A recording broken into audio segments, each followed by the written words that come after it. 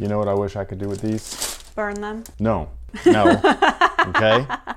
Okay, left eye? Damn. Watch out for that one, folks. Burn them. God. Did I throw you off? Yes. But no, you know how I like to do my like... This is one of those ones I don't have. Actually, I do have the Bel Airs, but I don't think I have any of the other. I used to have the green beans. I don't have none of the other ones, but it would have been funny to do a reverse clap. Instead of combining two shoes together, it would have been mad funny to smack these together and just have them fall apart into all the different colorways. It would have been sick. That would have been cool. Much better than burning them.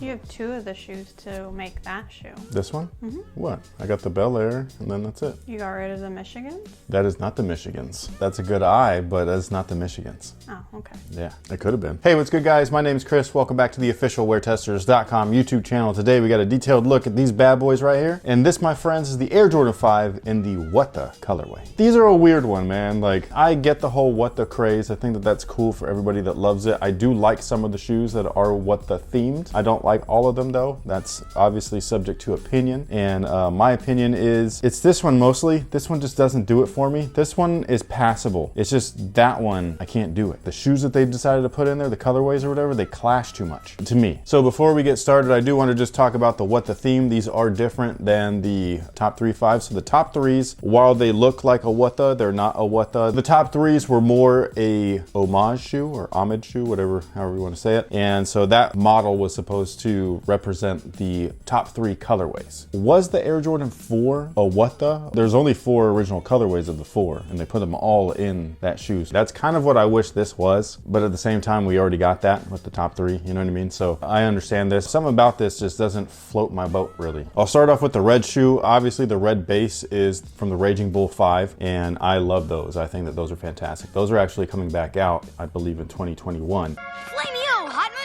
I think it's interesting because like one of the first things I can think of is why would I buy this mismatched pair because I want this shoe when I could just wait till next year and just grab this shoe the way that I want it, which is as a pair. But that's what this is from. This little guy, I believe, is from Tokyo release. It was like a black Laney, I'm pretty sure. I'm going off the top of my head, by the way. I didn't like Google anything real quick. Probably should have, but I'm not going to because I don't know. Why not? You just wing it. Oh, I like to just wing it for sure. The inside of this shoe is from the Bel Airs. I do think it's weird that the Bel Air is twice. It's like clearly there was leftovers and they were just like, whatever. And then the tongue is supposed to be from the Green Bean 5s. I used to own those. Those are a weird shoe. That was the first shoe that I can remember that had the full-on reflective build. The Raging Bull 5 was the second one. It was the pack. There was the red one and then the black one. And then the bottoms are from the K54 white and green. Those were a dope shoe just by itself. Do they glow? This right here? No. What? Yeah, they look like they would, but they don't. That's a missed opportunity. This original colorway was before the glow craze. Like before, like everybody's like, yeah, man, it's got a glow. Now these guys right here are real interesting. This is the side that kind of ruins the thing for me. Like I said, I don't love these as they are, but as the two, like this is the better of the two, I think. So the upper on these guys is not from the Michigans, but it does look similar. This is from the Tokyo 23s or something like that. I can't remember their official name, but it was like an all yellow shoe. And then the tongue and the lining, I believe, are from the Laser 5s. The tongue could also be from, there's this one that looked like an undefeated colorway where it was like a dark green and it had the orange and silver tongue. And if I'm remembering correctly. And then the tooling obviously is from the Bel Airs as well. So again, I think that that's a weird same thing with this. If these are from the same shoe. I doubt it, just because you pointed out on the other shoe that the tongue was different than the liner. Yes, but it would just be, I wouldn't be surprised. We'll just leave it at that. And I believe that's everything that's in there. There could be other stuff. I didn't even look at the insole. These are not mine, so I won't be doing an on feet. So that's got a black insole with a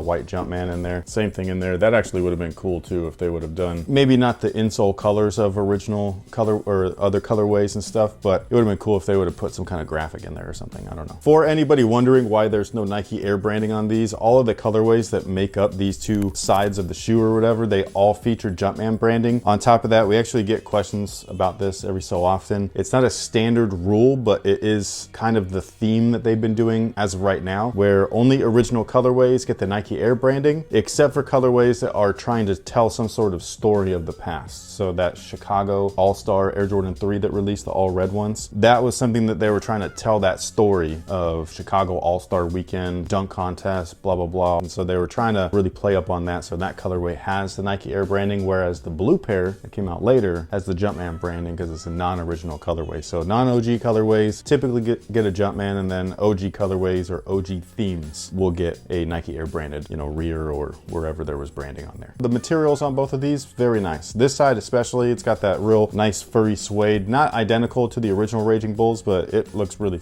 close, you know? So I really like these as far as the materials go, both pairs. This one's got a yellow Nubuck. So while I don't love the colorways, the material quality, at least it's on point. Now the overall shape and build of both of these are closer to the other fives that have been releasing, the top threes, the alternate grapes, is that what they were called? The purple ones, the Bel Airs. I think there's another one, the Oregon. Again, all off top. I don't know if I'm missing something or whatever, but these fit like those. They're not like the OG one, which was the fire red with the silver tongue, even though there's a different fire red, but that's besides the point. So those fit big. The rest of the fives though, they fit true to size. So I would go true to size with these because again, they're shaped just like all the other ones that I listed, not the OG style. Now, for anybody curious that might not have watched any of our previous Air Jordan 5 videos, I'm just gonna go over the tech specs real quick. So first things first, we've got herringbone on the outsole. The Air Jordan 5, fun fact, is the first Air Jordan in the line to have featured clear outsoles, translucent outsoles, whatever you want to call them. And I'm talking about the original timeline, not this whole weird retro timeline that we've got going on right now. So I'm talking about OG days, 1990, when the shoe originally released. The Air Jordan 1 never had clear outsoles. The Air Jordan 2 never had clear outsoles. The Air Jordan 3 and 4 never. It was the Air Jordan 5 that debuted the clear outsoles for the Jordan line, but now we see clear outsoles on all of those models. The Air Jordan 11 probably made it like the most popular, but this is when we first saw it. Now on top of that, we got a polyurethane midsole, and inside of the polyurethane midsole, we have an encapsulated air sole unit in the forefoot, and then in the rear, there's a visible air sole unit. These guys do not have the board lasting that the OG colorway had, the OG retro. So these have a nylon last, so it's very much a traditional modern day shoe as far as the internals go, other than the polyurethane. You know, I don't know what it is about an Air Jordan, but for some reason, it's like one of those shoes where the longer you look at it, the less I you... knew exactly you were gonna say that. The less you hate it, you know what I mean? Like, it's so weird. I don't want to like this, and I don't. My initial thought instantly is,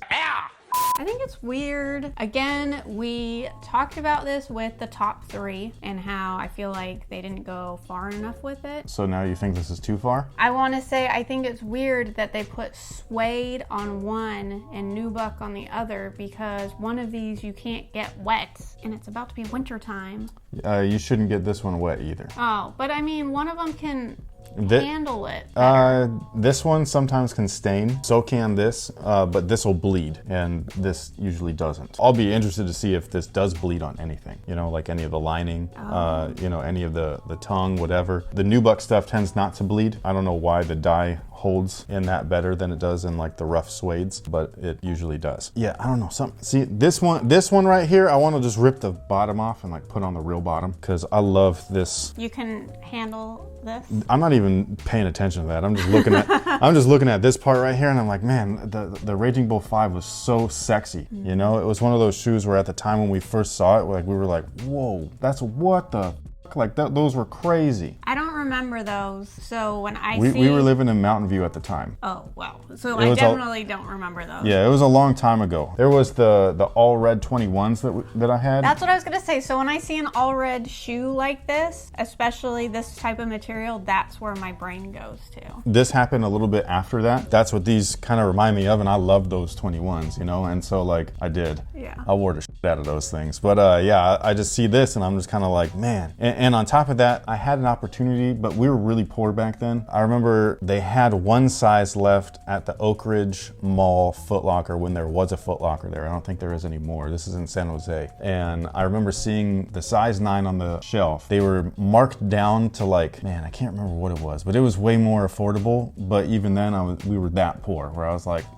I don't think we could do it. And we had our daughter and everything at the time, so she was real little. So it wasn't one of those like, oh, I'll just splurge a little bit and then like just deal with it until payday. It wasn't one of those things. You can't do that when you got a kid, you know what I mean? Like you just kind of got to be like, well, those are cool on the shelf there.